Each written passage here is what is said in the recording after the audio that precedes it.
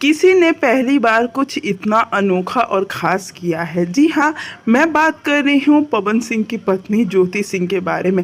आखिर उन्होंने क्या किया है ख़ास? वीडियो को अंत तक देखें और वीडियो अच्छा लगे तो लाइक शेयर कमेंट करना बिल्कुल ना भूलें।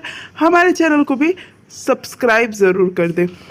ज्योति सिंह ने गोवा की एक तस्वीर शेयर की जिसमें उन्होंने बहुत खुशियाँ बांटी थी नए साल के मौके पे। लेकिन कल शाम उन्होंने एक वीडियो शेयर किया जिसमें उन्होंने पानी के अंदर दिल बनाया और दिल को खूबसूरत कहा।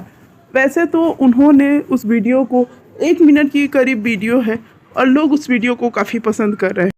लेकिन आपको बता दूं कि उनके दिल बनाने के पीछे कौन है, इसके बारे में पवन सिंह के फैंस काफ़ी ज़्यादा उत्साही हैं। बहुत सारे कमेंट्स आ रहे हैं और लाइक आ रहे हैं। आपको क्या लगता है हमें कमेंट बॉक्स में ज़रूर बताएं और वीडियो को लाइक शेयर कमेंट किए बिना बिल्कुल ना जाएं और चैनल को भी आप ज़रूर सब्सक्राइब कर दें।